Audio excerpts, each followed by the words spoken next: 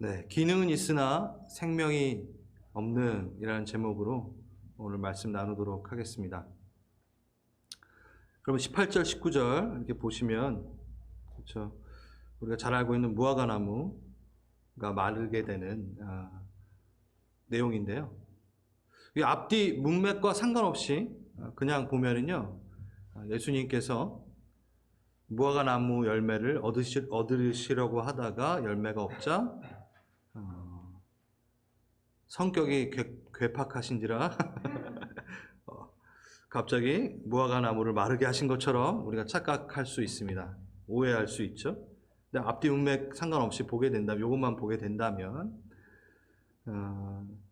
오늘 읽었던 이 본문은요, 저번 주 예루살렘에 나귀를 타고 입성하신 예수님, 그리고 무엇보다 성전 정화 사건과 연결되어 있는 행동화된 가르침입니다.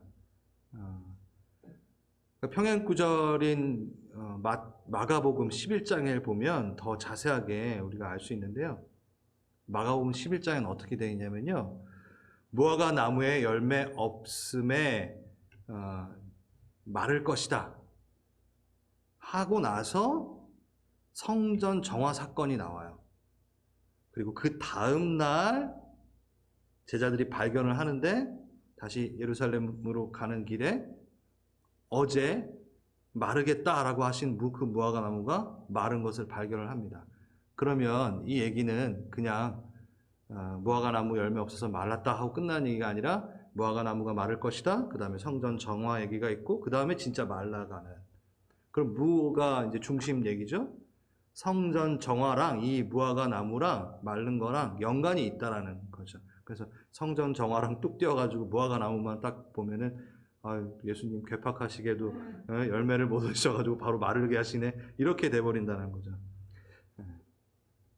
성경에서는 이스라엘을 자주 무화과 나무로 상징하여 말하였습니다. 여러분 익히 들으셨을 거예요.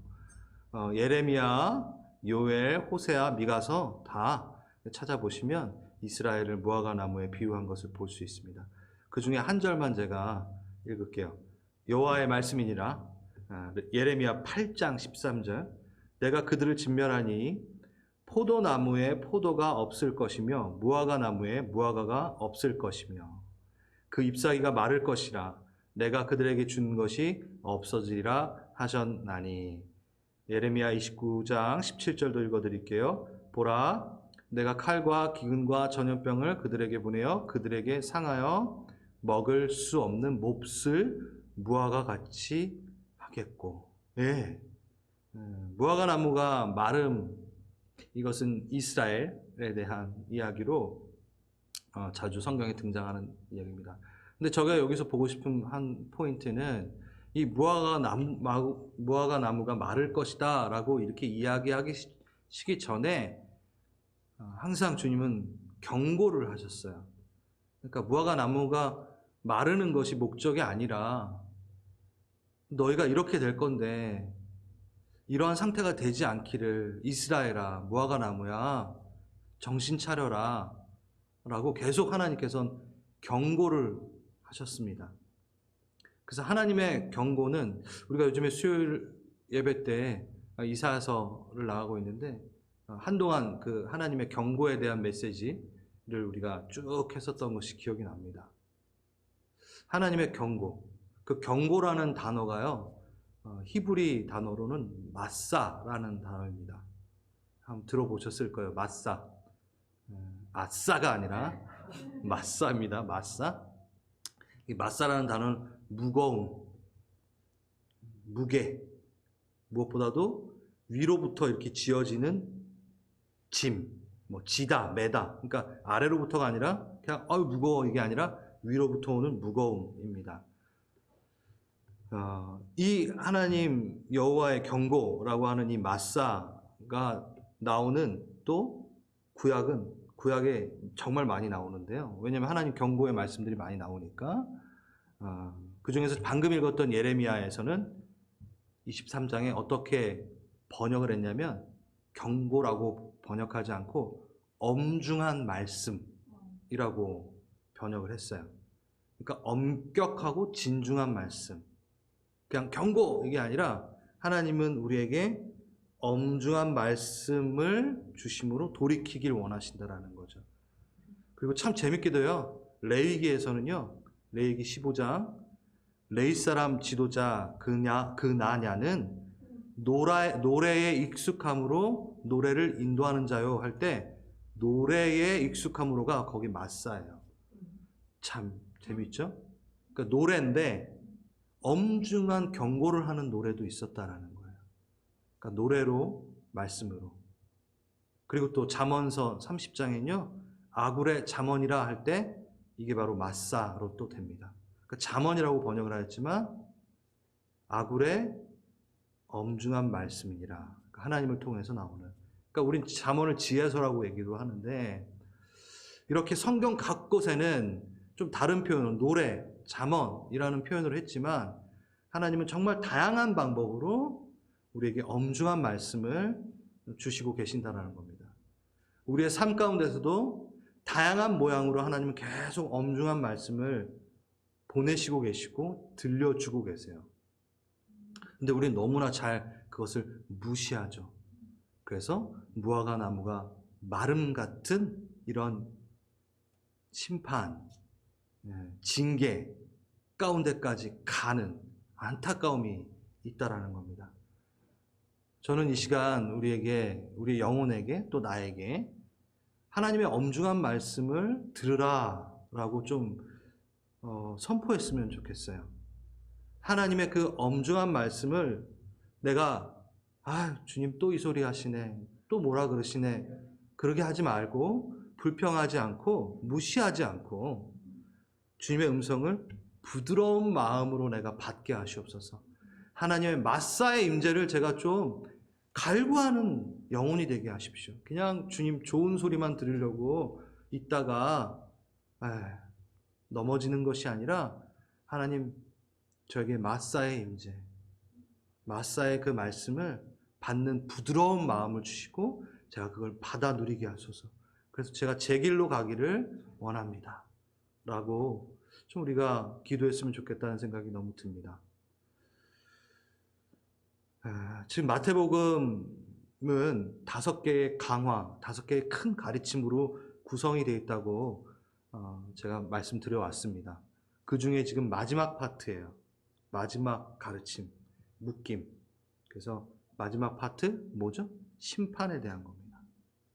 그래서 여러분 아마 19장부터 이 마지막 파트 큰 강화, 5번째 강화 심판이 이야기되어 왔거든요. 그래서 아마 여러분 몇 주째 계속 주님께 조금 꾸지람 듣는 설교를 계속 들으셨을 거예요. 주 목사님 요즘 왜 이렇게 심판만 얘기하고 이렇게 뭐 이렇게 못했다고 자꾸 그러지? 저 책임 말씀이 지금 그 파트를 지나가고 있습니다. 어떠세요? 그냥 듣기 싫어, 불평하지 마시고 또 이 소리 하시네, 난 알아 라고 하지 마시고 하나님이 나에게 이 기간에 이걸 왜 계속 말씀하시는지를 우리 영이 깨어 들어야 된다는 거죠. 마사의 임재가 있기를 원합니다. 우리 신앙의 많은 이슈 가운데 엄중한 말씀이 있어 왔지만 저번 주는 뭐였죠? 기억나시나요? 예배. 여러 가지 했지만 마지막에 제가 나를 만족시키는 예배. 제사장들이 그만둬라, 호시아나 막 외치는데 시끄럽다, 내가 세팅해 놓은 예배를 왜 방해하느냐 하면서 제사장들이 그 어린아이의 찬양을 무시하고 조용히 하라 막 그랬어요. 그러면서 제가 뭐라고 얘기했냐면 우리는 우리가 원하는 예배, 내가 만족하는 예배에 너무 익숙한 나머지 하나님이 원하시는 예배가 영적으로 일어날 때 우리가 분간하지 못하고 나의 만족을 위한 예배를 드리고 나서 예배가 참 좋았어 라고 착각할 수 있다 라고 말씀을 드렸죠. 이게 바로 엄중한 말씀입니다. 지금 누가 예배 받니? 너가 예배 받니? 아니 내가 예배 받아야 되는데 라고 하시는 주님의 말씀. 그리고 나서 오늘은 또 어떤 엄중한 말씀이냐면 열매는 없고 입만 무성한 우리의 모습을 주님은 이 성경을 통해 고발하고 계십니다. 성전의 제사, 가르침이 다 있어요. 그래서 겉보기에는 너무 멀쩡해요. 그쵸? 너무 멀쩡했어요. 제사장들이 그냥 했던 모든 행위들, 그 종교적 행위들이 이상하지 않았어요, 보기에. 기능을 다 하고 있었어요. 그런데 종교 형식주의과 율법주의, 가까이 들어가 보면 썩어가고 있었던 거였죠. 눈에 보이는 성전을 가꾸기 위해서 그 많은 짓들을 하지만 제사장들이 성전세를 걷고 매매를 하고, 하지만 자신 안에 어떠한 생명도 없는 모습. 우리 또한 신앙의 언어는 너무 잘 구사해요. 이렇게 말씀을 들었고 깨달았어. 할렐루야, 형제님, 자매님, 막 사랑합니다. 막 이런 단어를 잘 쓰는데 그 안에 영혼은 하나도 그거하고 동의되어서 얘기하고 있지 않아. 그냥 겉으로만. 바닥을 보이는 신앙이죠. 그리고 깊게 오염된 신앙의 모습이죠. 오늘은 이 내용을 주님은 엄중한 말씀으로 우리에게 주고 계신다는 겁니다. 20절에서 22절 보시면 무화과가 이제 말랐습니다. 제자들이 이상하게 여기며 어떻게 이런 일이 일어났죠? 신기하네요. 막 이렇게 얘기합니다. 그러니까 예수님께서 이런 능력이 놀랍냐? 너희가 의심치 않고 믿음이 있다면 산을 훅 들어서 바다로 빠뜨릴 수 있는 믿음, 너가 그 능력을 가져라 라고 얘기하는 것처럼 또 들릴 수 있는데요. 이것도 아닙니다. 우리가 이 부분만 또 딱 떼가지고 우리의 믿음이 산을 들려서 바다에 던질 만큼의 그 믿음을 가져야 된다, 이렇게 얘기할 수 있는데, 이것도 앞뒤 문맥 같이 봐야죠. 당연히 무화과 나무 얘기하다가 지금 이 얘기가 나온 거잖아요. 그럼 무화과 나무 얘기랑 연결된 얘기라는 거예요. 무화과 나무는 이스라엘을 대표했다면, 그러면 이 산 또한 그냥 산이 아니라 이스라엘과 관계된 이야기의 산이라는 거죠. 한 문장 안에 있잖아요. 그렇죠? 그렇다면 그냥 이 산이 우리 앞산, 뒷산 이러면 안 되죠. 이 부분에 똑 요것만 떼가지고 간증을 하거나 이런 얘기들이 있잖아요. 교회 앞에 산이 하나 있었는데 그 산에 조그만 산당이 있었어요. 그래서 성도들이 교회에 오는데 멀리 돌아와야 되고 답답하고, 그리고 교회를 앞을 막고 있고, 그래서 그 산당도 없어졌으면 좋겠으니까 40일 기도를 목사님이 했는데 시에서 도로를 낸다고 그 산을 깎아버려가지고 그 깎은 산을 또 바다에다 매립하게 됐네. 와, 할렐루야, 그대로네. 물론 이게 감사한 일이죠. 좋은 일이에요. 나쁘다고 할 수는 없어요. 그런데 이 말씀을 갖고 거기에다 이렇게 대입시키면 안 된다는 거죠. 이 산은 무슨 산이야? 우리 앞산 뒷산이 아니라, 이스라엘 사람들은, 유대인들은 딱 이 무화과 나무 그 다음에 산 하면 바로 알았던 거죠. 무슨 산이냐? 신의 산, 대표하는 시온산. 이 두 개의 산이 떠올랐을 겁니다. 너무나 당연하게. 신의 산은 뭐죠? 율법을 상징하는 산이죠. 시온산은 뭐죠? 성전을 상징하는, 이 예루살렘 성전을 상징하는 시온산을 얘기합니다. 그러니까 이건 뭐냐면, 잘 들어주세요. 하나님께 나아가는 것을 안내했던 산이었어요. 율법, 성전. 근데 지금은 오히려 하나님께 나아가는 것을 막아내는 산으로 서 있는 겁니다. 그래서 율법, 장로들의 유전, 사람들이 만들어낸 규례와 제도들, 이 산이 예수께로 나아가지 못하도록 버티고 서 있는 거예요. 그리고 또 뭔가요? 하나님의 임재가 없는 제사, 예배, 하나님이 흠양하시지 않는 그냥 겉모형만 예배하는 척만 하고 있는 그 성전의 예배가 하나님께로 나가는 것을 막아버리고 있는 거예요. 그러니까 그 산을 들어 바다는 심판을 말하거든요. 바다에다 빠뜨리는 겁니다. 이스라엘 사람들이나 이 제자들은요, 이 무성한 입으로 표현된 이 율법과 성전의 이 임재 없는 예배, 겉만 그렇게 보이는, 예배하는 것처럼 보이는 이 모든 것을 무시하기가 쉽지 않았어요. 성전의 제사 예배를 무시하기 쉽지가 않았고, 율법을 무시하기 쉽지가 않았던 거죠. 그러니까 그 산이 여전히 내 안에, 내 앞에 버티고 있으나 치우지 못하고 있는, 믿음이 없어 믿음으로 치우지 못하고 있는 이들을 표현해낸 겁니다. 그래서 예수님이 어떻게 하셨죠? 이 무성한 입만 있는 생명 없는 율법과 성전, 임재 없는 예배를, 제사를 바다에 빠뜨리십니다. 어떻게? 십자가로. 그게 바로 이 종려 나뭇가지를 흔드는 이 성전 정화의 사건, 이제 십자가로 가는 이 사건에 배치되어 있는 아주 아름다운 이야기인 거죠. 너무 값진 이야기인 거죠. 십자가 죽으심과 부활하심으로 하나님께서 그 산을 바다에 빠뜨리시고 새 길을 내십니다.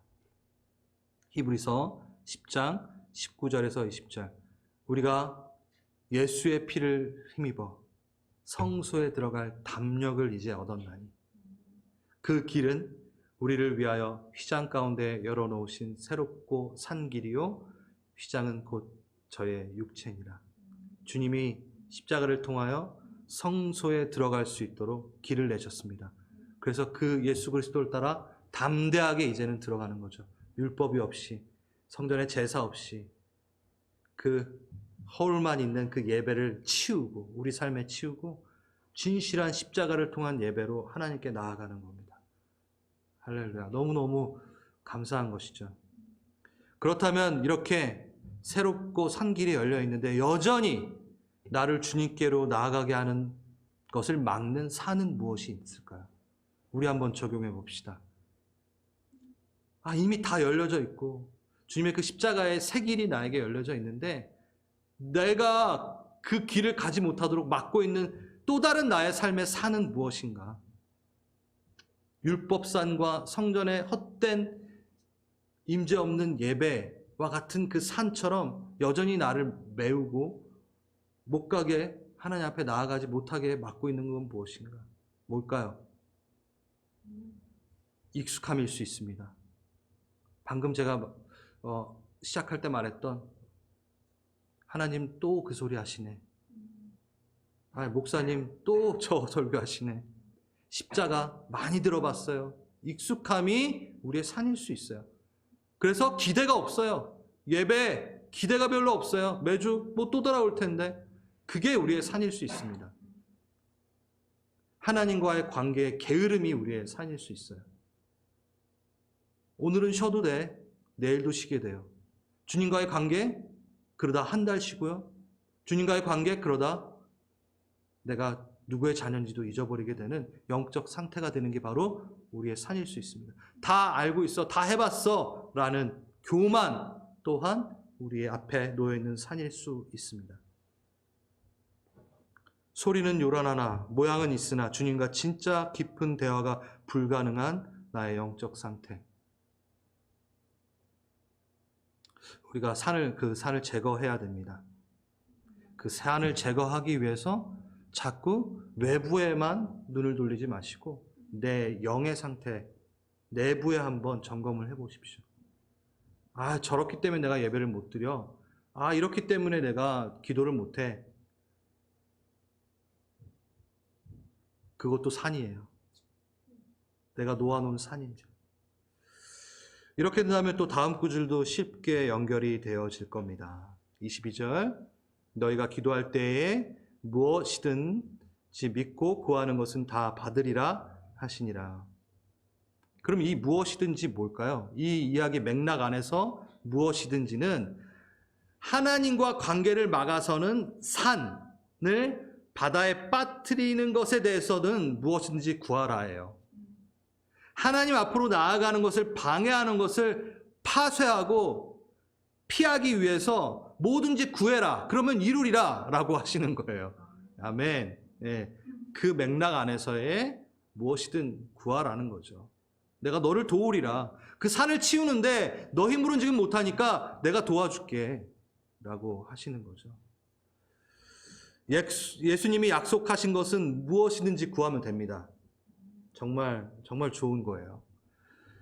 요한복음 14장 14절 내 이름으로 무엇이든지 내게 구하면 내가 행하리라. 그렇죠.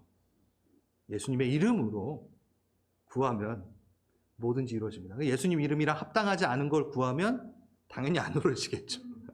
무엇이든지 예수님의 이름에 합당한 것을 구하십시오. 그러면 어떤 걸 구할까요?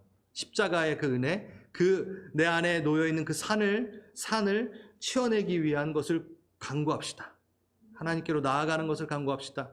그러면 이사야서 53장을 갖고 한번 기도해 볼까요? 그가 찔림은 나의 허물을 인함이요 나의 주님의 상함은 나의 죄악을 인함이라. 주님, 나의 허물과 죄악을 하나님께로 나아가는 이 모든 것들 산을 치워주십시오. 내 삶에 여전히 쓴뿌리가 남아있고 여전히 용서치 않음이 남아있습니다. 사랑 없음, 판단함, 교만, 분노, 이기심, 음란함, 돈을 사랑함, 이 산 주님 치워주십시오. 요거 하나하나 기도할 때 다 들어주신다니까요. 무엇든지 구하라. 내게 나아오기 위한 산을 치우는 기도는 내가 다 들어줄게. 기도의 응답에 목말라 계십니다. 주님 왜 응답 안 하시나요? 응답하고 싶으세요. 너무 하고 싶으세요. 바로 이 기도에. 우리는 무엇을 구해야 될지 잘 모릅니다. 그래서 또한 이렇게 얘기합니다. 성령은 우리의 연약함을 도우사 우리가 마땅히 빌 바를 알지 못하는, 그러니까 어떻게 무엇을 기도해야 될지 모를 때 성령님이 말할 수 없는 탄식으로 우리를 위해 친히 간구하십니다. 하나님의 뜻대로 기도하도록 도우십니다. 그럼 뭘 구하면 되나요? 성령님을 구하면 됩니다. 성령님, 내게 기도를 가르쳐 주십시오. 하나님의 예수님의 뜻대로 하는 무엇이든지 구하라. 예수님의 이름으로 무엇이든지 구하라를 어떻게 기도하는지 잘 모르는데 성령님 가르쳐 주십시오. 우리 또 기도하면 됩니다. 그럼 또 어떻게 기도할까요? 예수님의 뜻대로 기도하라고 했으니까 여러분 성경책을 피십시오. 제가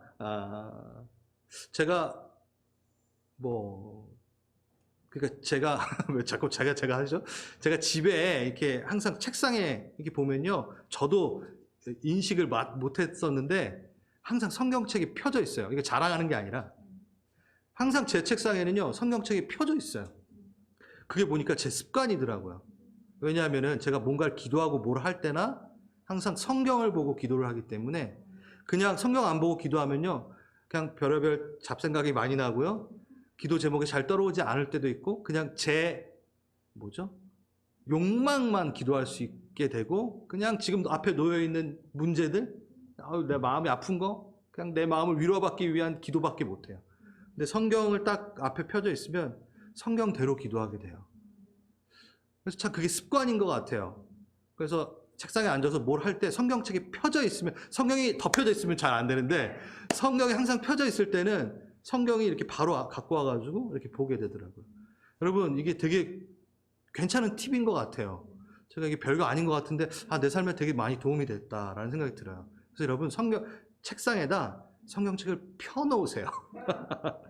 그래서 묵상 구절을 지금 사도행전 하는데 펴놓으셔도 되고 마태복음을 펴놓으셔도 되고 요즘엔 또 이제 우리가 고난주간을 하니까 이사야서를 피면서 53장을 펴놓으시던가 이렇게 펴놓으세요. 그러면 그냥 보면서 기도를 하고 싶을 때, 기도가 막힐 때 바로 그 성경 그대로를 기도를 하는 거죠. 성경에는요 하나님의 꿈이 담겨져 있습니다. 성경에는요 하나님이 우리에게 행하실 그 뜻이 담겨져 있습니다. 그러니까 그게 기도죠. 그게 다 기도예요. 살아가면서 가장 비극적인 것은 응답이 되지 않는 기도가 아니라 구하지 않는 기도이다. 예, F.B. 마이어라는 사람이 얘기한 거예요. 제가 말한 게 아니라. 네, 우리가 가장 비극적인 것은 응답되지 않는 기도가 아니라 구하지 않는 기도. 그러니까 당연히 응답될 것들을 구하지 않고 있는 그 기도가 참 불행한 거다. 우리의 삶에는 그것이 가장 비극적인 거다라는 거죠. 다시 한번 예수님은 여러분의 기도에 응답하기를 목말라 하십니다. 그 응답받는 즐거움을 좀 경험해 보십시오. 말씀대로 예수님의 의한 기도를 할 때. 자, 하지만 여전히 우리가 기도의 자리로 가는 것이 서툴고 게으르다는 것을 주님은 아십니다. 그래서 우리 주님은 또 다른 의미로의 무엇이든지 기도하라 라고 말씀을 하신 게 있어요. 제가 이걸 정말 기도가 힘드신 분들, 훈련이 잘 안 되시고 이제 갓 믿으신 분들을 위해서 제가 또 이야기를 한번 해드리고 싶어요. 기도의 내용과 방법보다 더 중요한 것은 기도의 대상이다라는 말이 있습니다. 네, 기도의 방법과 내용보다 더 중요한 것은 기도의 대상이다. 우선 기도의 대상이 예수님이라면 정말 무엇이든지 기도하는 것으로 출발하셔도 된다라는 거예요. 성경대로 기도해야지, 하나님의 뜻대로 기도해야지. 그러면 기도를 안 하게 돼요. 그렇기 때문에 먼저 나올 때는 아무거나 갖고 기도하시라는 겁니다. 모든 일에 대하여 무엇이든지 구하라. 자, 빌립보서 4장 6절. 물론 이 앞뒤 문맥을 다 봐야 되겠지만 아무것도 염려하지 말고 다만 모든 일들에 대해 너의 삶의 모든 일들에 대해 기도와 간구로 감사함으로 아뢰라 라고 성경에 나와 있어요. 자, 주님께서 우리에게 바른 것, 가치 있는 것, 하나님의 뜻에 합당한 것만 갖고 기도해라 라고 하셨다면 아마 성경의 시편의 많은 부분은 제해져야 될 거예요. 시편에 정말 엉뚱한 기도 많거든요. 정말 하나님의 뜻대로 하지 않는 기도를 많이 해요. 막 악인의 일을 뽑고 막 난리가 나요. 쟤 어떻게 해주세요. 그거 하나님 원하는 기도 아닌데 시편에 막 하고 있어요. 이게 왜 그럴까요? 네, 주님은요 기도의 대상으로 서 있기를 원하십니다. 먼저 그 관계에 대한 부분을 다 갖고 와 우선. 그래, 다 갖고 다 얘기해도 돼 라고 얘기하고 있어요. 우리는 우리의 기도의 내용이 하나님 앞에 합당한지를 잘 구별해내지 못하는 존재이기 때문에 주님 앞에 가서 그거를 구별해내면 됩니다. 나 혼자 구별해내서 하면 안 돼요. 우선 가세요. 그래서 무엇이든지 구하라라는 그 활짝 열린 기도의 문 앞에 들어가십시오. 대화의 문 앞에. 그리고 우리의 그 내용 방법보다 기도의 대상이신 사랑하는 아버지랑 이야기 나누기 시작하십시오. 주님은요 우리의 모든 일에 관심이 있기 때문에 모든 일을 기도하라고 하신다는 거죠. 우리의 모든 일은 주님과 관계가 있습니다. 그러니까 우리의 모든 일들을 다 주님께 갖고 가서 기도해도 된다라는 거예요. 이 기도를 하는 건요 모든 일들 다 무엇이든지 갖고 와서 기도하는 건요 전 삶이 하나님의 길 안에 들어와 있다라는 사인이에요. 어떠한 부분에서. 그렇죠? 난 하나님 없으면 아무것도 못해요 라는 뜻의 또 다른 표현이라는 거죠. 나아가십시오. 아무거나 다 기도하십시오. 그러다 보면요 어떤 일이 일어나냐면 아까 예수님의 뜻대로 기도하는 것들이 훈련되어지고 발견되어집니다. 성령님이 가르쳐 주시고 알려주세요. 그래서 빌립보서 4장 7절엔 이렇게 얘기합니다. 그리하면 모든 지각에 뛰어난 하나님의 평강이 그리스도 예수 안에서 너의 마음과 생각을 지키시리라. 너희가 모든 걸 갖고 와서 다 막 얘기하는데 하나님의 지각이 하나님의 지혜가 그 평강이 너의 마음을 생각을 지켜가지고 올바른 길로 인도해 줄 거야 라고 너무나 감사하죠. 그래서 이 기도를 할 때에는요 내가 기도할 때 취할 것도 있지만 얻을 것도 있지만 기도하면서 버릴 것도 있다라는 것을 알게 됩니다. 우린 기도하면 무조건 다 얻어내려고 하잖아요. 근데 기도하면서 버려야 되는 게 있다라는 걸 알게 되는 성숙한 또 다른 기도의 자리 가운데 있게 됩니다. 여러분 주님과 진짜 속 다 터놓고 막 이 얘기 저 얘기 해보신 지 언제적이세요? 어제 그러셨죠? 그냥 정말 하나님과 우리 주님과 허심탄하게 막 이런저런 얘기 다 해보세요. 주님 기뻐하십니다. 그 안에서 하나님의 아이디어를 또 제공해 주실 겁니다. 네, 23절, 24절 성전에 이제 가르치실 때 대제사장들, 장로들이 와서 예수님 보고 무슨 권위로 이렇게 하느냐? 누가 이 권위 주었냐? 이렇게 얘기합니다. 공식적인 공인을 어디서 받고 이것을 하느냐? 이럴 때 예수님께서 이제 물으십니다. 내가 묻는 것에 너희가 대답을 하면 나도 대답하겠다. 요한의 침례가 하늘로부터 왔냐? 사람으로부터 왔냐? 이 설교는 마가복음 때도 했기 때문에 짧게. 이들은 세례 요한을 존경하고 있던 백성들이 두려워해서 이 제사장들과 이 종교 지도자들은 이렇게도 저렇게도 대답을 하지 못하게 되는 일들이 생깁니다.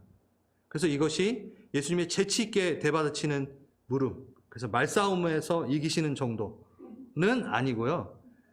이 맥락 안에서 보면요, 무엇을 하기 위해서 주님이 이렇게 하셨냐면, 성전에 대한 권위와 권한이 본래 너희 종교 지도자들에게 있는 것이 아니라 성전의 주인 되신 하나님의 것이다. 그 권위가 하나님께 있다라는 것을 돌려서 깨닫게 하도록 말씀하신 겁니다.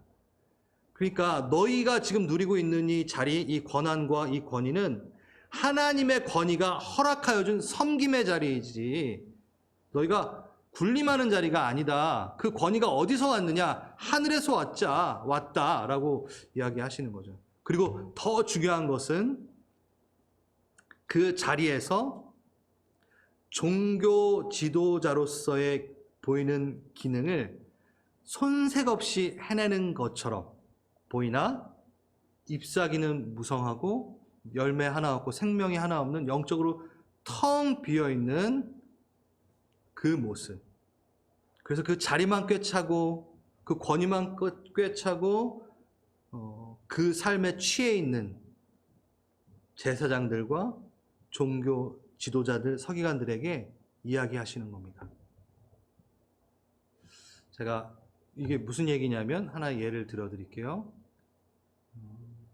전 이런 얘기만 딱 나오면 제일 먼저 떠오르는 성경 그 파트가 어디냐면 엘리 제사장. 엘리 제사장과 엘리 제사장의 두 아들 홈리와 비느하스, 하나님의 불을 꺼트리는, 그 거룩한 불을 꺼트리는, 제단의 불을 꺼트려 버리는 일들을 합니다. 하지만 제사장으로서의 눈에 보이는 기능은 계속 하고 있었어요. 엘리도 끝까지 리더로서, 제사장으로서 역할을 계속하고 있었어요. 그 기능을 하는데 손색이 없었어요. 사람들이 못하고 있다라고 생각도 안 했어요. 그냥 잘하고 있구나 생각을 했어요. 시간 맞춰서 아마 제사를 드렸을 것이고 예배를 드렸을 것이고 시간에 맞춰서 또 찬양하고 봉사하고 다 했을 거예요. 하지만 엘리의 영은 하나님과 관계가 끊어져서 대화하지 못하고 있었습니다. 사무엘이 오히려 대화하고 있었어요. 기능은 다 살아남아 있었어요. 이름도 제사장이었어요. 남 앞에서는 제사장이랑 옷을 입고 그대로 살아가고 있었어요. 그런데 끝내 하나님 앞에 심판을 받습니다. 이 예수님의 시대의 제사장, 서기관들, 종교인들도 보이는 기능은 전혀 문제없이 해내고 있었어요. 그런데 예수님께서 지금 정신을 차려라. 지금 너가 이 기능을 하고 있다라고 해서 속지 말아라. 지금 네 영은 어떤 상태냐? 라고 지금 얘기하시는 거죠. 지금 이들에게 신앙의 문제를 얘기하고 있는데 그냥 이들은 정치적인 문제로, 그냥 자기 밥그릇 챙기는 문제로 전혀 알아듣지 못해요. 맥락이 무슨 맥락인지 이해를 못해요. 지금 예수님이 무슨 얘기하시는 거지? 지금 너의 그 거칠애 말고 너 안을 봐라 라고 얘기하시는데 한 번도 자기 안을 본 적이 없으니까 못 알아듣고 있는 거예요. 혹시 지금 우리도 이야기를 그냥 2000년 전 종교 지도자들이 들어야 될 이야기로 생각한다면 지금 큰 오해가 있는 겁니다. 우리를 만인 제사장으로 부르셨습니다. 우리는 그리스도인이라는 그 아름다운 직책으로 부르셨습니다. 교인. 우린 그리스도인으로서, 성도로서, 교인으로서 보일 수 있는 기능 보이고 있죠. 문제가 없이 하고 있죠. 무슨 얘기죠? 주일마다 예배에 참석하고 계시잖아요. 온라인이나 오프라인이나. 찬양하자 할 때 찬양하고 계시고, 설교할 때 설교 듣고 계시고, 우리 헌금하고 아주 정기적으로 착실하게 보이기에는 정말 손색 없는 그리스도인의, 교인의 모습, 성도의 모습으로 기능을 하고 있어요. 그렇죠? 이 기능하고 있어요. 그런데 이 기능을 몇 년 동안 하고 오랫동안 했는데도 주님과의 관계는 전혀 빌딩되지 않고 시간은 쌓여가는데 교인이라는 기능은 계속하고 있는데 일주일에 한 번씩 신자로 보이는 그 기능은 다 해나고 있는데 그 영은 하나님과 친밀하지 못해요. 어떻게 대화하는지도 잘 몰라요. 그래서 오히려 이 기능이 우리를 방심하게 만듭니다. 지금 내가 주일을 그냥 이렇게 보내고 찬양을 하고 있고 그냥 설교를 듣고 있고 헌금을 내고 있고 난 교인이지 라고 하는 것 자체가 내 영을 오히려 피폐하게 만드는 기능을 해버리는 이상한 방심을 하게 만들어버리는 일들이 된다는 거죠. 이것이 하나님께로 나아가는 기능으로 쓰이지 않고 방심하는 기능. 바로 그게 우리가 빠뜨려야 될 산입니다. 입만 무성하고 내 영혼은 죽어가고 있는데 핍절해 가고 있는데 공급이 없어서 바닥을 드러내고 있는데 인식하지 못해요. 주일에 한 번 예배를 드리니까. 실제적인 예배가 없다라는 거죠. 기능은 하고 있는 것 같으나 영은 죽어 있는 상태.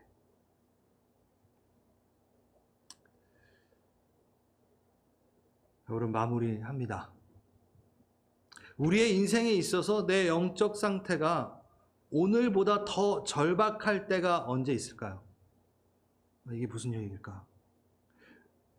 우리가 이렇게 일생을 살면서 신앙생활을 하면서 오늘보다 내 영의 상태가 더 절박할 때가 또 언제 있을까요? 없어요. 바로 오늘이에요. 제가 무슨 얘기 하는지 아세요? 내 영혼에 회복이 있어야 되는 때는 일주일 후가 아니라 지금 당장 이 시간이라는 거죠. 절박하게 내 영의 상태를 회복시켜야 되는 때는 지금 이 순간입니다. 어느 때를 더 기다리실 겁니까?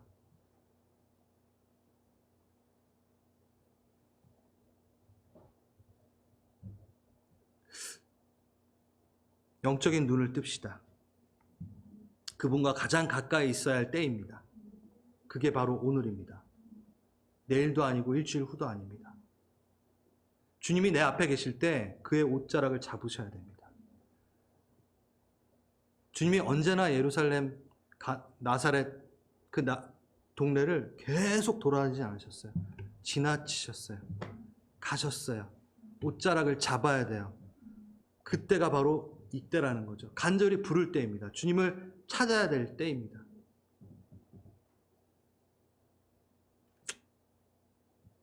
지금 온 세계는요, 이 세상은 하나님의 말씀에 따라 운행되고 있습니다. 정확한 시점에, 정확한 모습으로. 이스라엘은 하나님의 시간표라고 해요.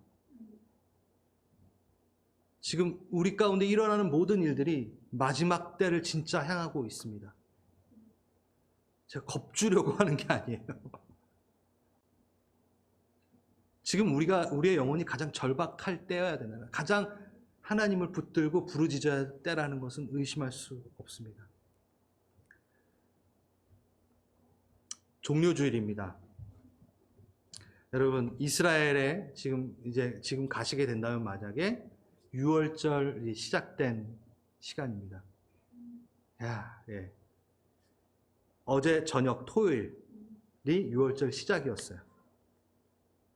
그리고 4월 4일 주일 저녁까지 유월절 절기가 이루어지는 겁니다. 그 절기를 다 일주일 전체를 유월절 절기, 유월절이라고 얘기를 해요.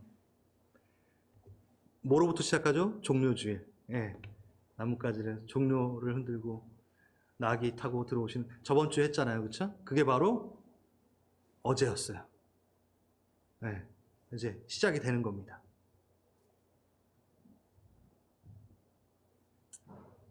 여러분, 유월절에 여러분 뭐 하시고 싶으신가요? 이 절기 때 뭘 하고 싶으신가요?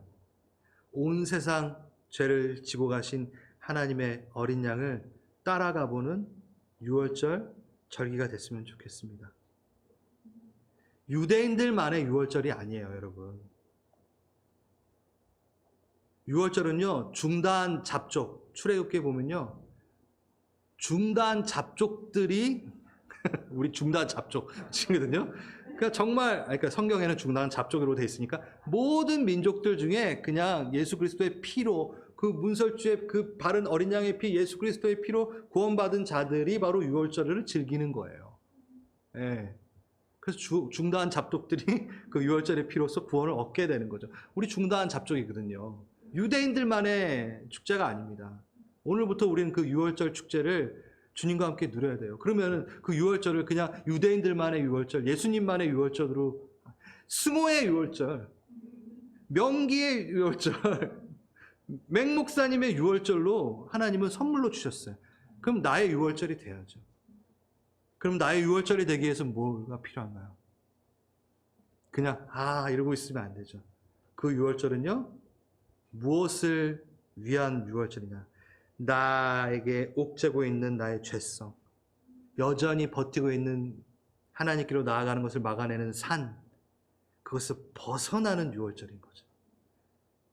죄에서, 거짓 주인에게서 매어 살지 않는 자로, 나를 속박하고 있는 것에서 해방되는 주간으로 한 번 더 기도 가운데 나아가서 주님, 여전히 나를 주님께로 가는 것을 막아서는 그 산은 무엇입니까? 주님, 그것을 벗어내는 데가 유월절이 되기 원합니다. 예수님이 생각하시는 유월절은 그냥 유대인들만의 유월절이 아니라 저의 유월절이 되기를 원하셔서 십자가에 달리셨는데 제가 그 유월절을 지키겠나이다. 만약 우리가 이 옥죄는 사단의 손, 이리 끌려다니고 저리 끌려다니는 그러한 사단의 노름에 이 유월절을 제대로 보내지 않는다면 우리는요, 나의 평생에 영원히 유월절이 없는 듯 보내는 거예요. 그냥 2000년 동안 2000년 전부터 계속 반복되어 왔던 이 유월절이 나에겐 한 번도 나의 유월절로 있어 본 적이 없게 되는 거예요. 우리의 유월절이 되길 원합니다. 나의 유월절이 되길 원합니다. 그래서 여러분, 나가시고 들어오시는 그 출입마다 예수 그리스도의 피를 바르시고 들어오고 나가는 나의 모든 삶의 이슈마다 예수 그리스도의 십자가를 붙드시고 그 유월절을 누리시기 원합니다. 자유하시기 원합니다. 잎사귀만 무성한 삶에서 벗어나시고 그리스도인이라고 보이는 기능만 하는 것이 아니라 내 안에 생명이 있는지를 계속 주님과 무엇이든지 들고 가서 기도하시면서 이번 고난주간 정말 주님의 십자가를 묵상하며 걷는 유월절이 되기를 원합니다. 네, 말씀 마치겠고요. 우리 다 함께 일어나셔서 우리 기도를 했으면 좋겠습니다.